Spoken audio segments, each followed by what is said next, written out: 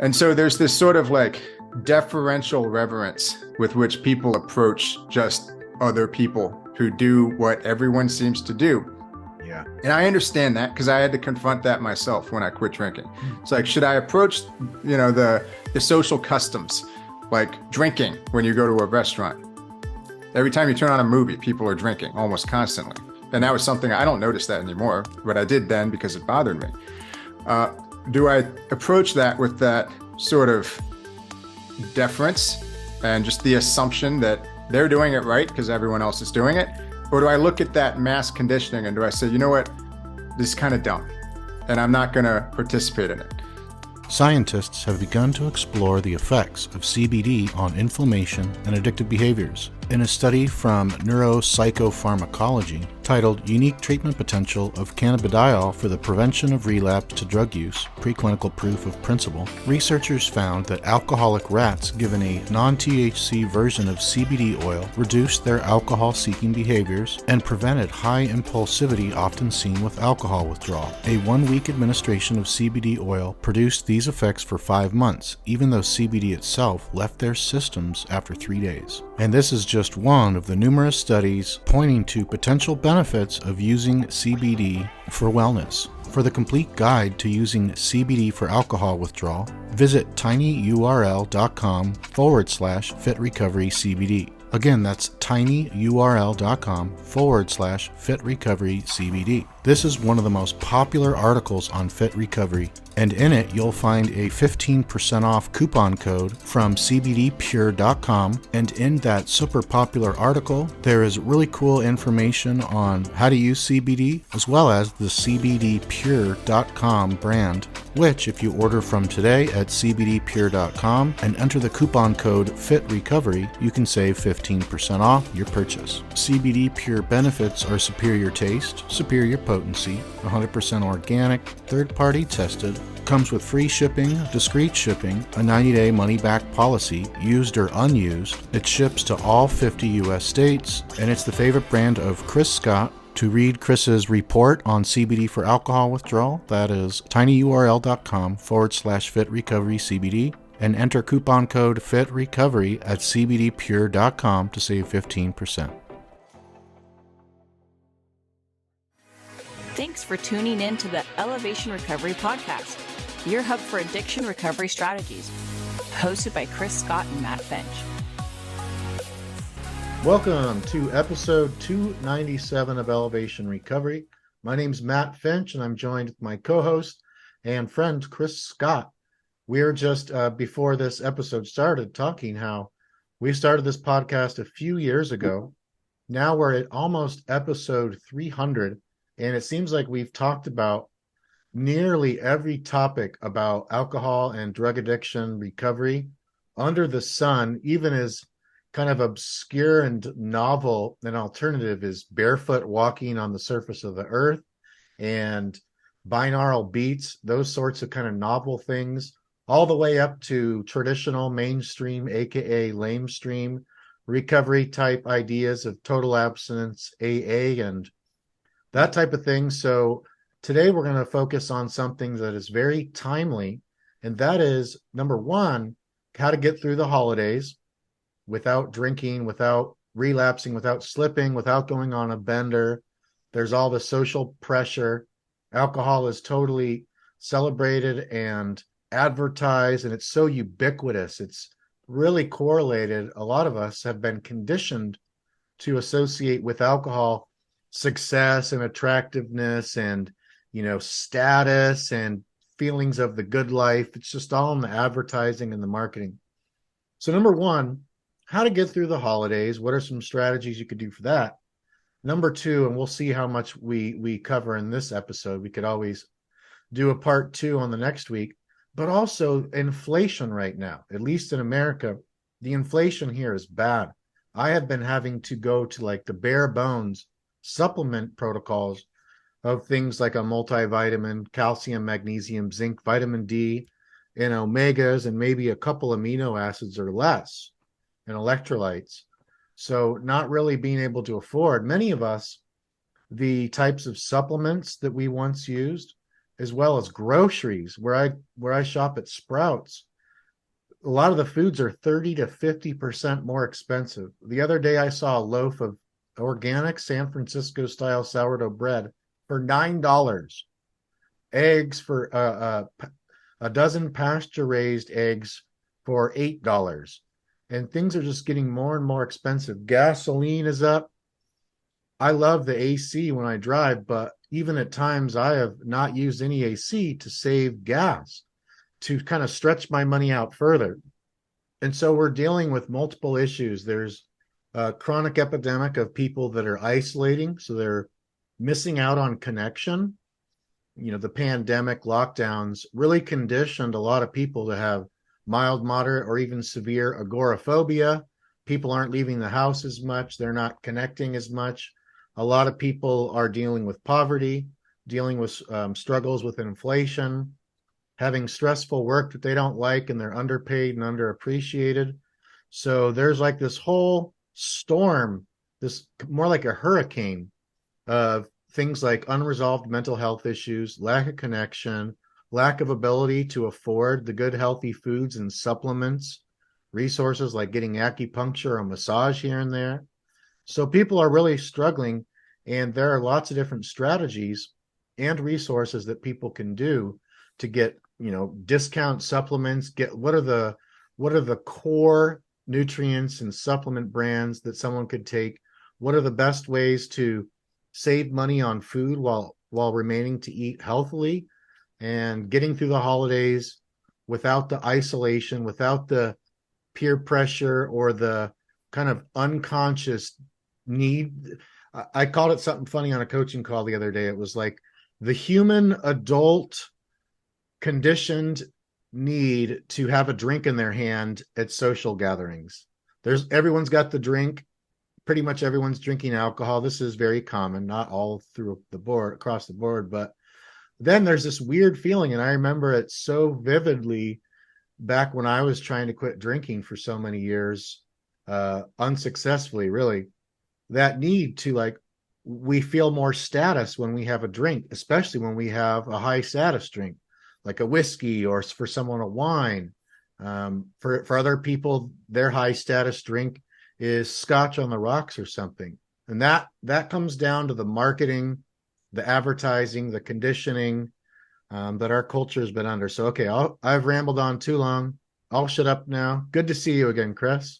Good to be back. Yeah, it's crazy. It took almost 300 episodes for me to have something interesting for people to look at behind me. I guess for a while I had there's actually that window, and during the day it's quite nice. I'm sure we'll do some episodes where we have the natural scenery, but for now we got my sauna, infrared sauna, which was my best investment of the early pandemic, and I'm glad I bought it then because it would cost more now. And then the assault bike, and then the cactus, which it used to be taller, but my dog knocked it over with her big butt, unfortunately. So it's about, I don't know, probably 6 or 8 inches shorter than it used to be. But anyway, so it's really good to be back with you. It's been quite hectic for us, on everyone on the Fit Recovery team, trying to keep up with all the people who do need help. And of course, I think it is an important topic to try to help people, or just give some abbreviated advice to some of the overwhelming and overlapping and intertwining problems that could make it very well seem like drinking is the only possible escape at the moment. And I remember feeling like that too. I used to buy alcohol back when my salary in my 20s, my early career, I couldn't really justify it. And yet the only way I could stop worrying about it, it seemed, was to just buy more alcohol and drink. Mm-hmm. So I'm not sure how effective it would have been to just remind me or point out to me, it's not that I couldn't do math, that I couldn't properly afford the alcohol. It didn't seem to matter. What seemed to matter was pushing the worry back and doing something that would occupy my time so that I didn't have to think about how depressing my life situation was or how stressful my life situation was. And really, for me, the issue was more stress than depression per se. I was pretty high functioning for most of the drinking until the very end. But I think it might be useful for some people to hear that my best stress reduction technique, which is not really a technique or a strategy, I guess you could call it that, It's very simple.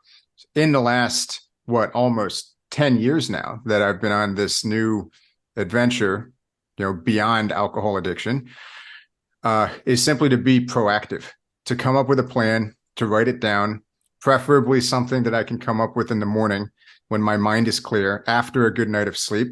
I know that's hard. A lot of people are not getting a good night of sleep, but I know that even in my drinking years, there were some nights where I, by some miracle, would drink a little less, and then I would sleep for, 9 hours, and I'd wake up, and it seemed, maybe that would come once every 2 weeks or something like that, if I was lucky.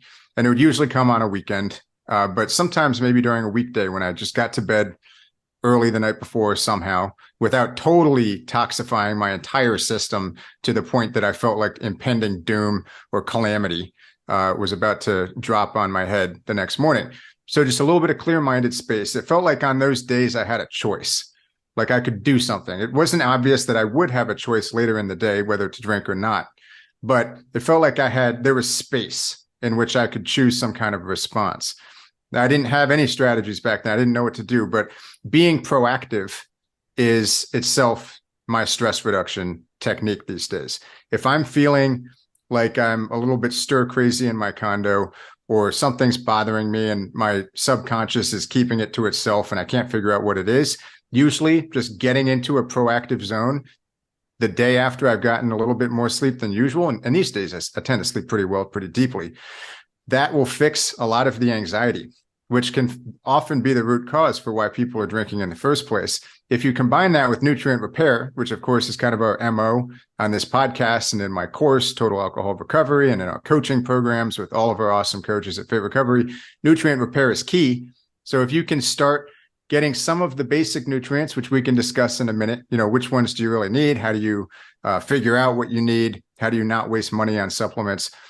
If you combine the nutrient repair with being proactive about whatever your particular issues are that are stressing you out, that you perceive to be root causes of why you're turning to alcohol, then you're really ahead of the curve. Because that's something that I realized I could have done a long time ago, and I didn't often do it. Usually after I had those moments of opportunity, I guess you could call it, I would waste it. I would basically say, oh, well, I feel a little better than usual this morning. Isn't that nice? And sometimes I would just, if it was a Sunday, I'd sit on the couch and watch mindless TV. Maybe I'd wait a few hours before turning to alcohol because I didn't feel impending doom. Or maybe sometimes I would start drinking anyway and say, see, I don't have a problem because I feel great. I'm not drinking because I feel bad. I just drinking because I feel like it at, 9:30 a.m. on a Sunday or whatever by myself. So if you can get some clarity, some clear-mindedness on those particular days in which you feel like you have 20 minutes, maybe 40 minutes, maybe a few hours of time, and you don't feel totally horrible, is what I'm saying, then you can maybe do what I didn't do, which is formulate a plan, a proactive plan to attack whatever those things are in your life. I know I'm using aggressive language that maybe doesn't resonate with some people, but figure out how to tackle what it is that's bothering you. Is it your finances? Do you have a business that's not doing well? What are the root causes of that? Write down. I'm a big fan of lists. Try to diagnose the problem, come up with a solution. In all likelihood, it's not going to be a perfect solution, but it's better than nothing. Done is better than perfect. That's the case with plans and blueprints. You and I are all about blueprints, whether it's for alcohol recovery or businesses or whatever. And again, if you can combine that with fixing your biochemistry, balancing yourself out a bit, allowing yourself to center yourself, then you're going to be in much better shape than if you never take those opportunities to do something. Now, I'll give you an example. I still do this. It's not because I am dealing with, an alcohol addiction. It's not because I am feeling particularly stressed. It's not because I'm particularly individually that worried about macro events. I've learned to kind of distance myself and untether myself from the negativity of the collective consciousness to some degree. But one thing I've done recently is stick to a meal plan that I made for myself. So every 3 days, I cook a massive amount of food and that I eat, and that's my breakfast and my lunch. And it's suited for what I do. I do a lot of mixed martial arts, a lot of lifting, a lot of yoga. And my energy level has been noticeably better. My cravings for carbs have been noticeably better.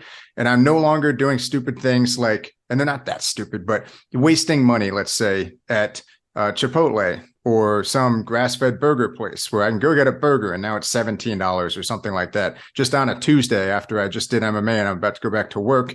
And then it's like, well, am I going to eat the bun? Am I going to eat the fries that they always give me, even though I said no fries and they look great? That kind of thing. I've simplified my life by being proactive. And I remember the morning that I sat down and I felt great, as I usually do these days. I said, all right, I need to do something about the fact that my diet, it's not been awful, but it's been scattered. And I'm spending a stupid amount of money because now everything costs a stupid amount of money. And it's just not efficient. It's not predictable. And, I have fit recovery. I don't want to get out of shape and, be that guy. So it's, and as we all get a little older each year, if we don't keep trying to stay on top of our health, then eventually, you can let go pretty quick, as you and I both know. And that's actually the irony of alcohol being the glamorous high life, luxury substance, is that if you think that's the case, if you're under that misconception, then go look at my before pictures, because there's nothing luxurious or glamorous or seductive about those. My face is about the size of a pumpkin or a jack-o'-lantern or something, and I'm obviously uncomfortable. I wake up every morning running out of my apartment trying to get this last button on my collared shirt to go, because my neck was so bloated from all the vodka I chugged the night before. So again, if you think that my lifestyle back then was glamorous because I drank alcohol all the time, then you'd be wrong. And a lot of people listening probably know this for themselves. They don't need to look at that. But that's why I put up all those embarrassing before pictures, because it goes to show the stark reality in the face of all of this glamorous marketing and Corona billboards with the picture of the beer that has nothing to do with the people that did hours of Pilates and whatever they did to get washboard abs or whatever they call them. But anyway, I'm digressing. There's a lot, obviously, that people can be stressed about, even in a normal holiday season year, without all of the things that seem to be going on. But you can come up with your own blueprint for taking responsibility. And I don't mean that in like a strict school teacher type sense of get it together. I mean, forming your own response. That's what it means to be responsible. It's to be response-able. And that's freeing, and that's being proactive, and that's a really potent stress reduction strategy. And as part of that, you can decide whether to tackle, is it your diet? Are you spending too much money on stupid food like I have in the past? Do you need to start doing something really therapeutic for yourself, like doing yoga, or perhaps cooking for yourself once every couple of days and putting it in glass Tupperware like I do? And, I make this amazing scramble. I love eggs. And so I'll just tell everyone my scramble is basically a bunch of really high quality eggs that is expensive, of course, but not as expensive as going and getting grass-fed burgers or, 2 bowls at Chipotle after a few hours of mixed martial arts. And then usually some lean meat and some potatoes that I will slice up and I'll bake in the oven, and usually put some Cajun spices, sea salt, whatever, and also some vegetables. I'll saute some onions and peppers in olive oil, which is probably a step up from the sunflower oil, which is what I think they're using at Chipotle. And I'll layer all of this in glass Tupperware containers, make a large amount. So I have 3 or 4 big glass Tupperware containers, usually potatoes, eggs, meat, and then vegetables on top. And there's also something called the cold potato diet for people who aren't going totally carb free. It's interesting where when you refrigerate potatoes, the starch digests more slowly than if you were to just bake a potato and eat it. So there are health benefits, I guess, to the extent that you want to include starches in your diet. And I do, because I need explosiveness at the gym. And sometimes these are my only carbs. I'm pretty low carb, but there's health benefits to having a slower digesting carb. And cold potatoes, my body seems to react pretty well, at least in contrast to grains, which I can tolerate, but I will notice some bloating and maybe some digestive issues in comparison to just very smooth sailing with this. So I found what works for me. I'm proactive every couple days, usually every 3 days, 3.5. twice a week. I will, start chopping the vegetables, prepare the meat, grill the meat, whatever I need to do, make the eggs, layer it all, put the potatoes in the oven, slice them real thin, put them in a cast iron pan. It's kind of fun. And I only have to clean up my place twice a week. And, sometimes I'll cook dinner or I'll have dinner out, but at least I'm not going and eating stupid stuff. Like where I live in Savannah, there are always these ridiculous lines that my friend actually, who's visiting for a week, he pointed out, it's like, how is there a line at this? It's a place called Green Tea. I don't know what it is. I assume it's a Chinese drive-through. Like there's a line there. There's a line at Chick-fil-A. There's a line at Arby's. There's a line at McDonald's. There's a line at Burger King. So I think a lot of people could benefit from meal prepping. Just go to Costco and get all the stuff that you're going to need for a month or two, depending on how big your freezer is, and then just cook it twice a week. It's hugely stress relieving. If you find out what you actually need, you're going to save money and you're going to like it more, and you're actually going to know what's going into your body. So anyway, that's just a small aside there for people, because I know a lot of people do struggle with diet and they stress out because they're not in the kind of shape that they want to be. Within a week of me doing this, my skin looked better, and I'm taking a shower, I'm looking in the mirror, I'm like, oh, I look better than I did. So I'm not eating random burger buns or French fries that I didn't order, and I decided to have, a third of them anyway. So anyway, tackle what you need to tackle. Maybe for some people, it's personal finances, or it's relationships or marriages or whatever.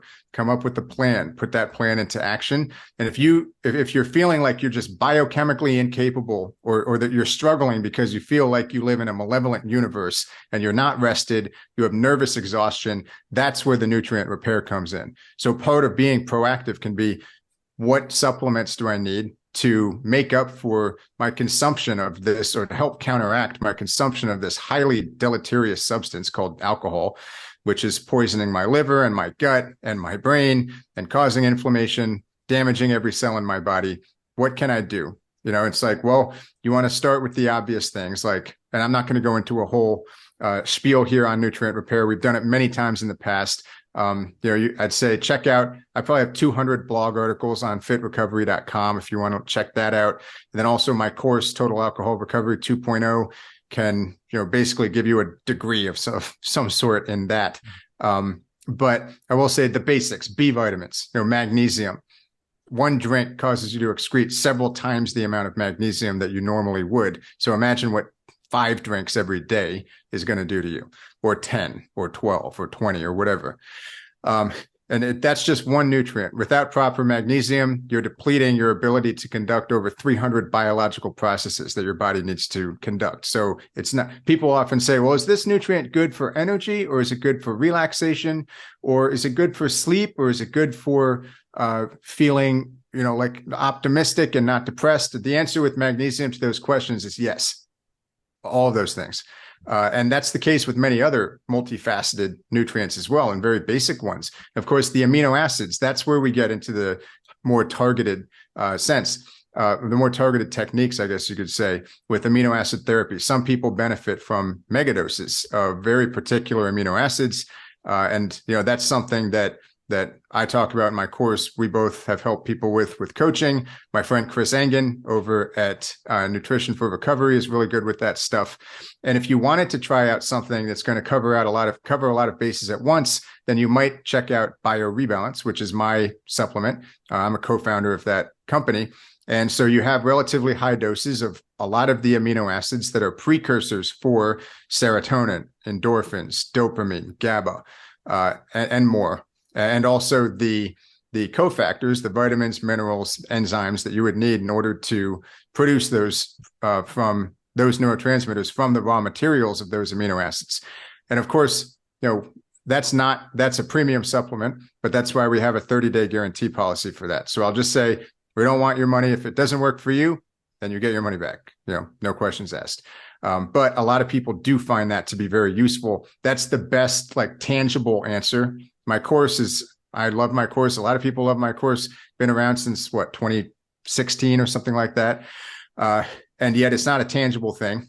My best tangible, recommendation for the trial and error approach is to get yourself some biorebalance, some extra magnesium, some extra L-glutamine, which is really good for hypoglycemia, which like 95+% of people who drink too much struggle with. Maybe get yourself some CBD oil. CBD Pure is a company that I like a lot. In fact, I emailed them a long time ago. They gave me a coupon for 15% off. I think it's 15, maybe it's 12. But anyway, I think it's just Fit Recovery. At CBD Pure, I would go for the most potent CBD oil you can find. CBD oil has been shown to help people relax. It combats stage fright. It helps to increase the quality and duration of REM sleep. And it's helpful in quitting all substances. So that would just be my start. If I had to form a proactive plan, I'm going to try biorebalance. If it works for me, great. I found a new resource. Maybe I can then get more advanced and figure out, maybe I want to really mega dose something under the guidance of a doctor or a coach or whatever. If it doesn't work, you get my money back. Same thing for, I think a lot of the supplements that we recommend, they have a money back guarantee. So that's a good thing in these difficult times. But same thing for CBD oil, for L-glutamine, for which you can find L-glutamine easily if you need extra of that. And that's that's a nutrient I love to megadose. And a lot of people tell me they love to megadose. I actually still put 5 grams of that in my intra workout water container, along with a couple other nutrients and electrolytes during my MMA workouts, because that allows me to not get too hungry during my workout when I'm burning a lot of calories. I don't crave carbs until, a few hours later. But anyway, L-glutamine is a great one. Magnesium is a huge one. We could talk about this all day, but that is my attempt and long-winded attempt to give an answer to, I think, the timely topic that you brought up. Woo! It was like a fire hose. People are getting their time and energies worth by investing that into watching or listening to this. So many good strategies. Let's say for somebody, so I'm like calculating the cost of these and realizing too that there's people that can't even afford a couple $100, right? Can't even afford a couple $100 for a really good supplement protocol. For people like that, for people that really, they're just on such a tight budget, maybe a fixed in. I've talked to a lot of people that are on fixed incomes too, and what do I get? I'm on a fixed income. I can only spend so much. There is a brand for people in that situation, which I know you know of as well, too, Chris, which is Now Foods. N-O-W. Now, like not yesterday, not tomorrow. Now Foods. They have really good products, a big variety of products, and they seem to be so much less pricey than virtually everything else out there. Not like really crappy ones. Another thing too is I typically wouldn't buy supplements if I were someone in the situation right now that they sell at Target or CVS or Rite Aid or Walmart. They did a large study where they just grabbed a bunch of random products from stores such as those and actually tested the supplements to see what they actually had in them, and a large percentage of the products either didn't have what it said it had in there, or it had much less quantity than it actually stated it has. So it's kind of this balancing act of where you want to buy a good brand, but you also want to get something that is affordable. So for people in that situation where you can't necessarily go get CBD oil and extra magnesium and glutamine and biorebalance restore and extra magnesium, I mean, there's a lot of people that can't even afford that. Check out Now Foods. Also, here's something that we have talked about, but this is worth repeating here, is herbal teas. So herbal teas they take more time than swallowing a capsule or taking a liquid or a soft gel or a sublingual. But things like chamomile tea, passion flower tea, lemon balm tea, spring dragon longevity tea, tulsi green tea, turmeric, ginger tea, so many different types, green tea, English breakfast, black tea, oolong tea. Teas are a great way, depending on the tea, to get electrolytes, to boost positive mood enhancing neurochemicals, to get micronutrients, to get polyphenols, which are the most powerful type of antioxidant, such as in green tea. So those are some strategies right there. You also mentioned another thing that I want to dovetail on, which is your intra-workout drink, which you gave me when I did MMA with you. And later on that day, I sat in that very infrared sauna with you. And that was all after. Then I got a massage too. It was MMA workout, shower, deep tissue massage that you got for me. Thank you so much. You took me out for tacos. Then later on, we did the infrared sauna, and I slept like 11 hours that night. Slept really deep. So where was I going with that? Oh yeah, the intra workout drink.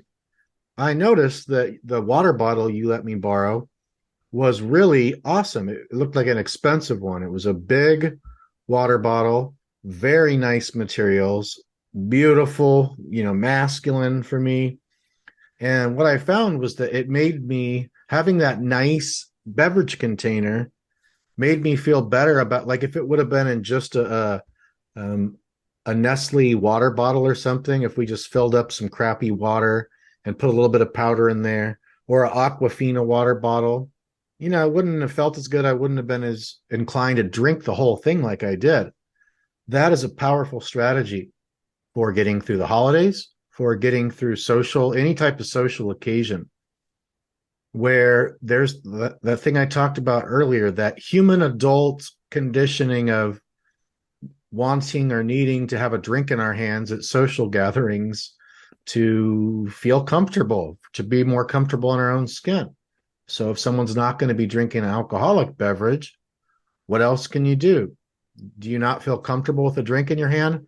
I'm at the phase, and I've been at the phase for many years, I could give a rat's ass what other people are doing and what other people are drinking. People don't even ask me nowadays, oh, why aren't you drinking? I'm giving off vibes of just total confidence, really feelings of inner peace and secureness within myself, and love and compassion and wisdom. So people don't even, the energetic vibration I'm giving off is such that people don't even ask me that question.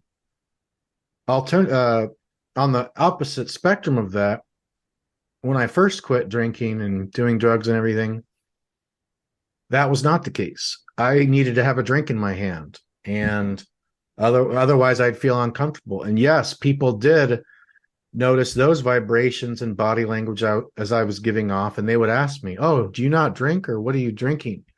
Oh, no, I'm in recovery, or this or that or the other. They don't ask me that anymore. It's just when you have this certain vibe about you, it shuts down people's radars, and they just don't ask you about that.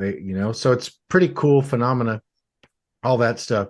But for people that are new to this, haven't developed that type of really inner confidence where you just don't give a shit if other people know that you're not drinking. Oh, it's this weird conditioning that we have to outgrow, and that can take a while.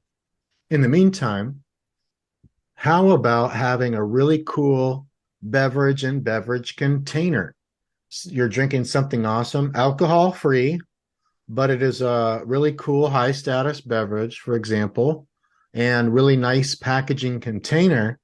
Then it helps you as a crutch, as a short-term temporary crutch, to feel more comfortable in your own skin, to not feel like the odd person out at the Christmas party or the New Year's party or the wedding or the graduation or the dinner party, whatever it may be. Having a nice container of some type of alcohol-free beverage, and that's different for different people. For one person, it might be a nice cup of tea and a really nice teacup. For another person, it might be a really nice glass having a beverage that's on the rocks. It's just ice. For another person, it might be a can of Dram Apothecary Adaptogenic CBD sparkling water. For another person, it could be a mocktail beverage that's in like a little cocktail glass, but it's a mocktail. So here's a point where the proactivity you mentioned can come in handy, to where people can proactively write down a plan for, okay, what would it take for me to feel comfortable at a Christmas party or a New Year's party or another type of social setting where I have a drink in my hand? What would make me feel a lot more comfortable than not having anything in my hand, or than having a crappy bottle of water, like some really lame bottled water, like I was saying Aquafina or something that, because unconsciously, a lot of humans were programmed to do things that raise our status. Almost no one thinks about this consciously unless they're highly materialistic and narcissistic. Most of us think about this, most of us feel this unconsciously, making decisions based on what raises our status. I think that's why a lot of people in these social gatherings, especially around the holidays, where it's very conditioned into us, oh, let's have some spiked eggnog beverage with rum or whatever the heck you put in that stuff, or some holiday punch, or there's this one Wapatula, we're drinking some Wapatula. That can raise our status. The only reason it can is because everyone else is programmed too. The only reason everyone else is programmed is because marketers and advertisers know what the hell they're doing. They know how to program us. And, there's a famous quote that goes along the lines of, it is no measure of good health to be well adjusted to a profoundly sick society. And that's what we're living in today's age, more than any other age in the past probably 100 years or more. We're living in a profoundly sick society. If you look at the statistics on addiction to alcohol and drugs, mental health issues, obesity, diabetes, heart disease, and other types of mental and physical disorders, off the charts. Suicide, off the charts. From as early as little kids, 8 to 10 years old or even younger, all the way up to senior citizens. People are really struggling. All the pandemic did was accelerate the path that we were already on. The more we live these artificial lives where our feet aren't touching the surface of the earth, we're not getting enough sunlight. A lot of the foods many people are eating are edible food-like substances and frankenfoods versus organic, wild-caught, and grass-fed whole foods, meats and plants and fruits. So spending a lot of time indoors, not getting the connection that we need, many of us. So yeah, there's lots of things that people can do. Proactivity, I love that so much. And it comes down to getting, like you said, I love that idea of waiting until you get a good night's sleep, and when you have a day off, or at least a half day off, to where you can stop yourself from the conditioned daily automatic hypnosis, habitual actions and behaviors and thoughts. Sit down with a pencil and paper, or your notebook or laptop or whiteboard or app on your phone or whatever it is, your journal, and really do some proactive, like, what in my life is really not going well, and what do I want to stop doing? What am I doing that I need to stop or cut back on? What am I not doing that I need to start doing? What am I doing that I need to do more of? How am I going to get through for this? For some people, this will be applicable. How I want to get through the holidays and not drink, but I need some type of a plan to do that. I can't just, fly by the seat, I forget how that saying goes, but I can't just go in there and just hope that it goes well.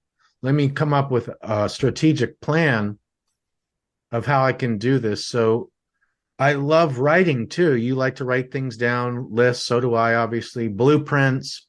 I even have a course called Recovery Coach Blueprint. Have the name in the product. Blueprints are important. Alcohol recovery blueprints. Blueprint, customizable roadmaps, mental models, blueprints, systems, strategic action plans that are unique to the individual. You can sit there and write. The other day, my brain just had so much shit in it. And it was just this whirlwind, so many things that I needed to get done, just really busy times recently. And I was like, and I ran out of paper in my journal. My journal was out for a few days, and that's why I had all that shit in my head. So luckily I searched around and I found just a little notebook, and it had, a decent stack, maybe 20 sheets of paper. I was like, okay, cool, this will work. It's not my job. I like to have a nice journal, but whatever. So I just fast forwarded to those pages towards the end, sat on the couch, put on the 4K TV on YouTube. I put this is a cool channel, Primal Earth Sounds on YouTube. I just found it a couple weeks ago. They have these aerial view 4K footage, the most beautiful places on earth, with very peaceful healing music playing over it. So I put that on low volume on my TV. And I'm looking out the window. So I have the trees and nature out my window in the living room, beautiful view, big glass sliding doors. On the TV, I had those nature scenes with the peaceful music at low volume. I had had a good night's sleep, and I had had some tea or coffee. I had some type of beverage that was caffeinated. And I had my notebook with all those pages and that $270 or whatever dollar pen that you gave me that says Fit Recovery on it. Got my nice pen and the notebook, and I just sat there and I journaled like 4 or 5 pages, traditional pages. Let's see, where is it? Yeah, it's right here. And then I ripped them out and threw them away because this is not a notebook for that type of stuff. But see this? These are big pages. So I did 4 or 5 pages of that, and I write pretty small. You gave me this too, this thing, when we did our podcast in Savannah. Oh, yeah. Anyways, writing, and there's a client I'm working with right now, and one thing that is helping her is I'm giving her regular writing assignments of customized for her and for her treatment plan, which is based on her goals, customized, empowering, clarity enhancing questions. And so you just write. You talked earlier about clarity. I can't even, like, the lower someone's clarity and confidence is, in my opinion, the more likely they are to make impulsive decisions and make, emotion-based decisions, and not like decisions that are based on their best self-interest, more like feeling-based decisions. So I think the higher someone's clarity and confidence is, the less impulsive they are, and the more decisions they make that are based on things that are meaningful versus expedient. One of the things that I love about learning from Jordan Peterson, takeaways like that: do what is meaningful rather than do what is expedient. Think more of your future self and long range consequences versus impulsive, emotion-based, trigger and craving based decisions to get out of discomfort and change the way you're feeling. I'll drink, or I'll eat this candy bar, or I'll go, back and buy more cigarettes, or I'll get back on Pornhub, or whatever it is. I'm do some more online shopping or gambling addiction. Clarity and confidence are huge. And if I'm not writing, journaling on a regular basis, my confidence is still pretty high, but my clarity goes down. It becomes a whirlwind of recurring thoughts, the same thoughts. I got to do this. I got to remember to do that. What about this? This is a good idea for a podcast. This is a good idea for this. Oh, I got to call that person back. So writing daily or almost daily gets that stuff out of my whirlwind of thoughts up here in the mind, gets them on paper, captures them, and then I don't need to think about it anymore. That frees up, that increases clarity, decreases stress, increases confidence, increases inner peace. Yeah, absolutely. Well said.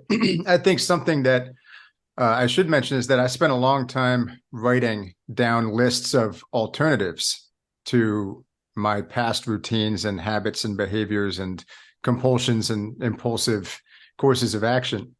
And that's one reason the sauna behind me, a lot of people who I knew thought it might be a frivolous, purchase. It was kind of funny because I ordered it from Amazon in the middle of the COVID period because I missed going to the gym. I was getting really stir crazy for a while, and we didn't have a bad lockdown here, but it was bad enough for me to get stir crazy and miss going to the gym and my routine of working out in the steam room, which again could sound trivial, but for me, that was like a foundation. That was a rock for my just sense of holistic health there's no feeling, and I can say this with experiencing both of these things, that I can't drink 2 bottles of wine and feel, if I drank 2 bottles of wine now, I'd pass out. But, back in the day, drinking 2 bottles of wine would, I was reaching for the kind of state that I wanted after a great workout and a steam room session, but I was not reaching that state. That's what I wanted to achieve. Now I know, like, oh, that's the way. So I did have a little bit of not panic, but disappointment and longing to get back into that routine. So that's one reason I got that infrared sauna. And I probably go in there 4, maybe 5 nights a week, right before bed. It's also been shown to increase like growth hormone secretion. I'm not trying to pitch people on a sauna, but if you have a gym that has one, or if you have one that you don't use, then use it. And that's just a simple example of an alternative course of action. Because when I get out of that thing, I feel the way that I used to drink to try to feel, but I don't have to drink. It's like, what an amazing shortcut. I don't have to put anything in my body. I have to drink some water afterwards. And I usually bring some water in there. But so yeah, alternatives, courses of action, ways to achieve the physical and mental and emotional and spiritual states that you tried but failed to achieve with alcohol. That's worth thinking about too. It's like, is there a spiritual yearning? Or do you really think you're going to scratch that itch, that spiritual itch with a toxic compound called ethanol? I doubt it.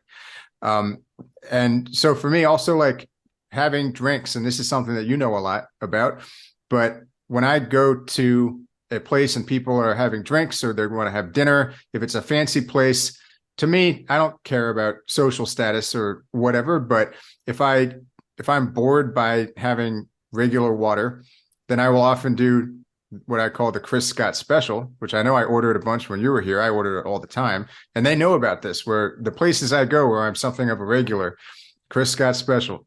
Maybe it's world famous now, I don't know, but it's basically like 2 shots of fresh lemon juice and then sparkling mineral water, Pellegrino, Perrier. Almost no restaurant has Gerolsteiner. I love that one. That's at Whole Foods. Sokasani, haven't seen that out there, but that's another great one. But anyway, you get the benefits of the mineral water with its much better mineral content, electrolytes. Some brands have a pretty decent amount of magnesium, so you're killing 2 birds with 1 stone there. And also, they don't have all the gunk and crap that's in tap water, or at least you hope that they wouldn't. And then, a few shots of lemon juice, you get to detoxify your liver, your kidneys, and it's really good for digestion. And to me, it tastes amazing. Now, I guess I don't have a sweet tooth, really. And I probably haven't had like a Coke or a Diet Coke in years. I have a Zevia occasionally. I don't remember what soda or diet soda tastes like, actually. I know it's Zevia or way too sweet, or mineral water tastes like. So I don't have a sweet tooth. I don't eat a lot of sweets. Occasionally I might have something if someone is having a special type occasion. So for me, I love the lemon juice and the sparkling water. And sometimes in the places around here, it's almost like bottle service. So they bring out whatever that thing is to keep it's like the bottle cooler, but it's like a cool chrome or stainless steel thing, and the bottle goes in there, and they've got the ice, or maybe it's like just an ice bucket with it. It's literally like I'm sitting in a club, with my bottle of vodka, but it's just a bottle of Pellegrino. And yeah, it's not cheap because nothing's cheap now, but that's my luxury. I get that, and they'll bring out the lemon juice. Sometimes they have the lemon juice in like 3 shot glasses, and I'll just like put 2 of them in there and take a shot of lemon juice, and then make my sparkling water and lemon juice cocktail. So that's a favorite for me. And then like eggnog, I probably haven't had. I think they have non-alcoholic eggnog. Of course they do, because people make it at home. I guess it comes in a carton, right? I haven't had it in a very long time. But I realized I did something recently, which was kind of like eggnog, which might appall some people. But I put a bunch of raw eggs, a bunch of raw milk, and a bunch of raw honey in a blender, and I blended it up, and it tasted amazing. And then I had my friends of friends who are doctors or whatever yelling at me for drinking raw milk. I don't care. Like, there are things that I want to do. I'm not putting half a pint of vodka down my system. So I'm going to experiment, find what I like. I'm going to drink the things I like. And I think a lot of people, especially in early recovery, when they're feeling fragile, there's a hesitancy to explore, to find new things, to show up somewhere and not drink, because they perceive the hordes of other people out there in the world as like packs of wolves that are out to get them. Totally. And usually it's not true. The people aren't. I mean, there are wolves. I guess there are psychopaths out there, but usually it's just herds of sheep for better or worse, who are conditioned to go out and drink and do whatever.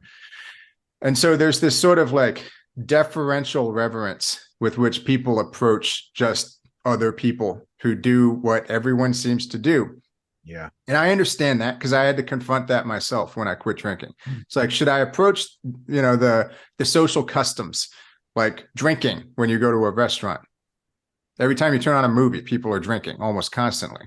And that was something I don't notice that anymore, but I did then because it bothered me. Do I approach that with that sort of deference and just the assumption that they're doing it right because everyone else is doing it? Or do I look at that mass conditioning and do I say, you know what, this is kind of dumb and I'm not going to participate in it? I sort of developed over time, I guess what you could call like compassionate contempt for people engaging in holiday binging, or it's Wednesday and we're going out to dinner. So of course I'm going to have 3/4 of a bottle of wine. Like now it's kind of dumb. I don't hate them. I try to be, love for everyone, compassionate, but slightly contemptuous, or at least pitying the compulsion to do that based on nothing, no independent analysis at all, except a desire to go with the herd. And I think that's something worth considering. What do people want to be? Do you want to be a sheep? Obviously, you don't want to be a wolf, but you don't have to be either of those things. You can be a wild horse. You can do your own thing. You can get along with the sheep. You can have the wolves not want to mess with you. You can be a wild horse. Figure out what you want. What do you like to do? What do you like to drink when you go out? What do you like to eat? And you don't have to follow convention.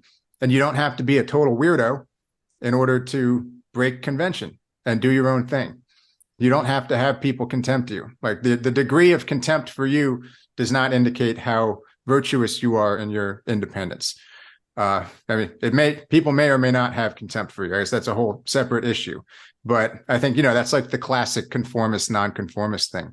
You don't need to go overboard in order to not participate in the elements of society that you find not to be productive or resourceful for you.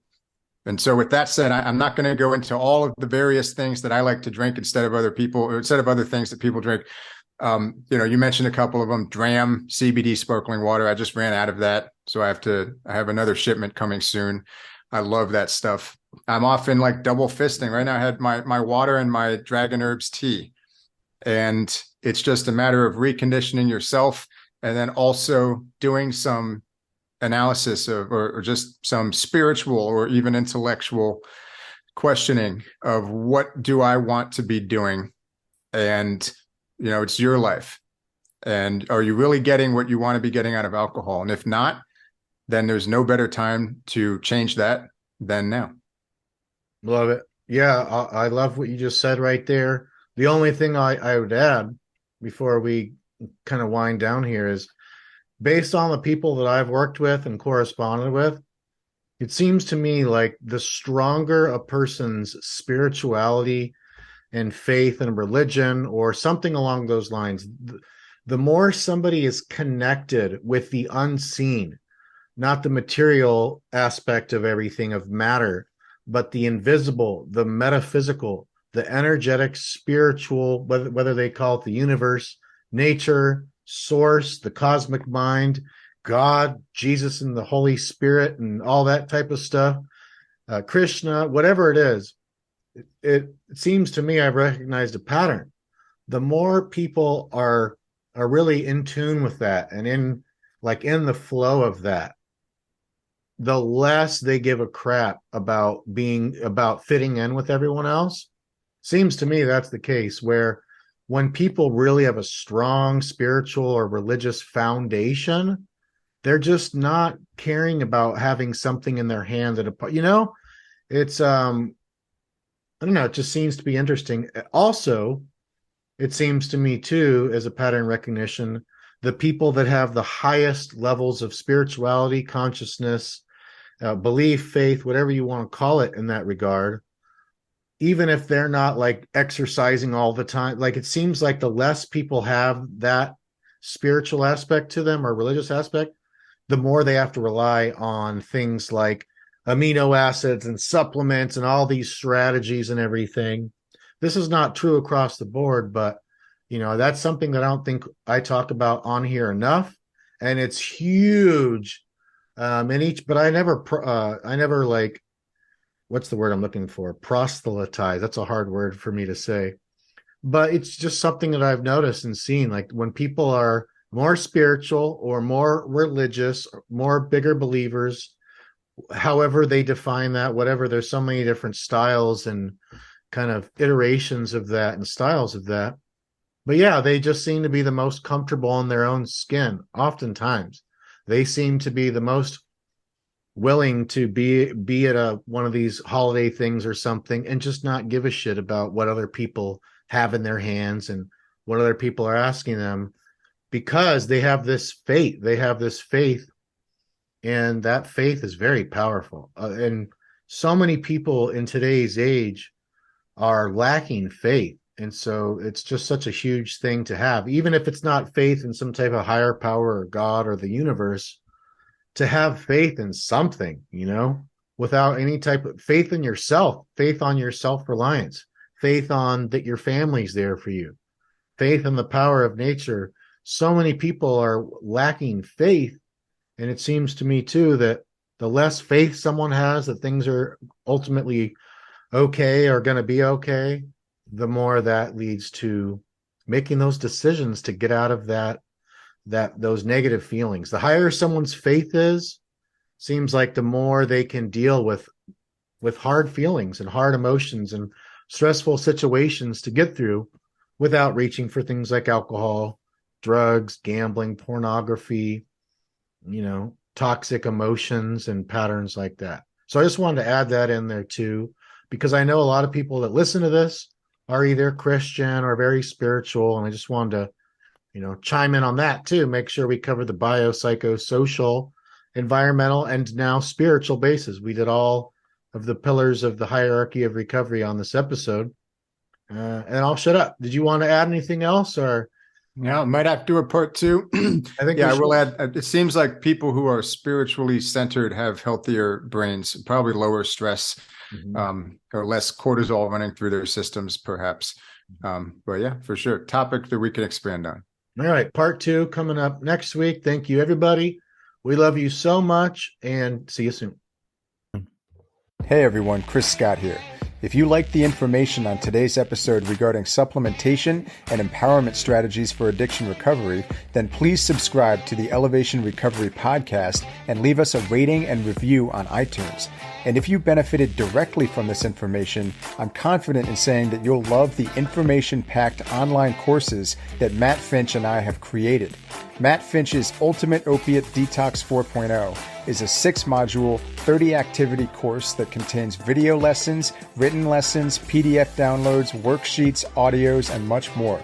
And it has everything you could possibly need to know to conquer opioid addiction in the easiest and most comfortable way possible. My own course, Total Alcohol Recovery 2.0, is the most cutting-edge resource for anyone who wants to transcend alcohol and build their best lives. To get these courses, to learn more, and to read testimonials, simply go to opiateaddictionsupport.com/ultimate. Again, that's opiateaddictionsupport.com/ultimate for Matt's course, or for my course, go to fit-recovery.com/course. Again, that's fit-recovery.com/course. You can also go to elevationrecovery.com to see the show notes for this episode.